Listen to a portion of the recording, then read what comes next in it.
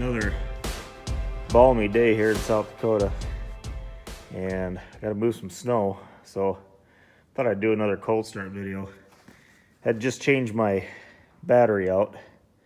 Someday I may do a video on how I got that wired in with the plow and all that, but for right now I'm gonna do another cold start video. I guess what I'm wondering is, when it's really cold out, is it gonna stall, or was that vacuum leak at the carburetor the source of all the trouble? So I guess we're gonna find out here. I have the truck on the charger, the maintainer, and that's about it. So we're gonna do like we always do. Set the choke one time, turn the key, let's see what we got.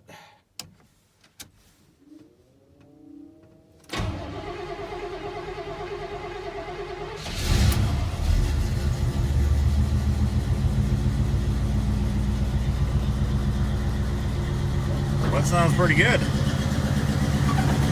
I don't think we're gonna stall.